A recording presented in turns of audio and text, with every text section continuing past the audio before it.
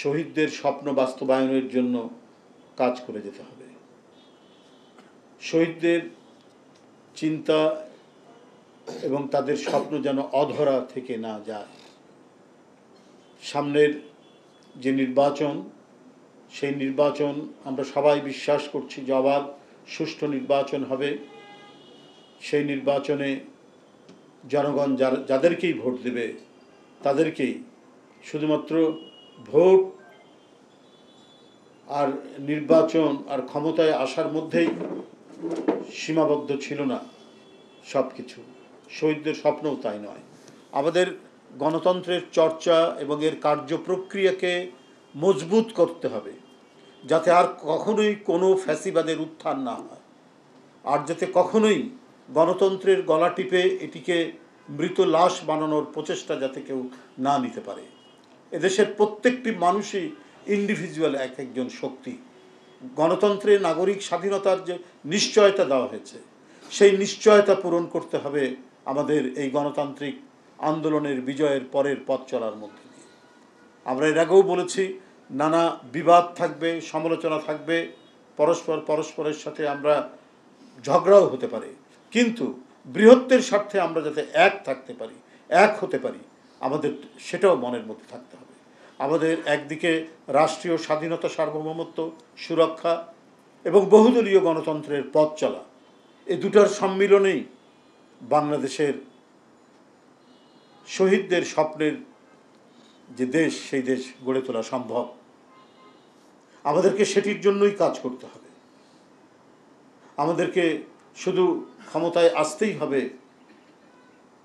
এটাই শুধু মূল বিবেচ্য বিষয় নয়। ক্ষমতায় এসে শহীদদের স্বপ্ন বাস্তবায়ন করা, কোনোভাবেই যেন এদেশের মানুষ বঞ্চিত না হয়, নিরন্ন না থাকে। আমি এর আগেও বলেছি, আজকে দেখুন ঈদের পরে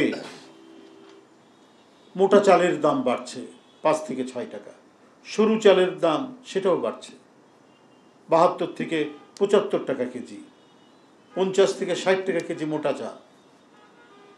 তো এটা তো যদি এরকমই চলে, কারণ আমরা জানতে পারছি যে মিল মালিকরা, তারা চালের মিলের মালিকরা, চালের কলের মালিকরা, তারা নাকি মিল বন্ধ রেখেছে বা মিল বন্ধ করেছেন, এটা আসছে না। তো মানুষের যে প্রধান খাদ্যদ্রব্য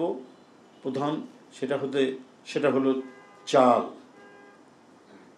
তো সেটা যদি সাধারণ মানুষ, নিম্ন আয়ের মানুষ, মধ্যম আয়ের মানুষের সাধ্যের বাইরে চলে যায়, তাদের ক্রয় ক্ষমতার বাইরে চলে যায়, তাহলে তো শহীদদের স্বপ্ন বাস্তবায়ন হবে না।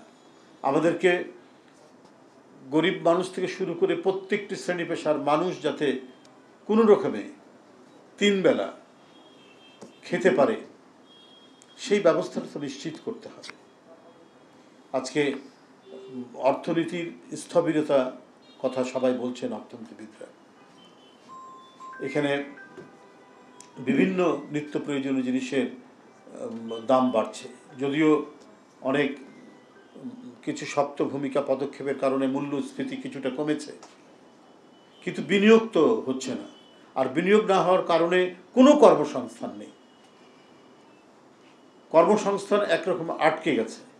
যে মানুষ যদি বেকার থাকে, মানুষ যদি তার প্রয়োজনীয় খাবার কিনতে না পারে, তার জীবন ধারণের ন্যূনতম উপায়টা যদি সে উপার্জন করতে না পারে, তাহলে তো একটা বড় ধরনের ধস নামবে এবং সেই পলাতক ফ্যাসিবাদরা হাততালি দেবে।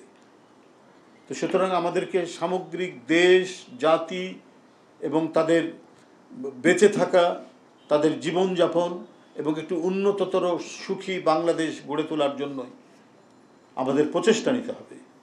এটাই হচ্ছে জুলাই আগস্টের শহীদদের মূল প্রেরণা।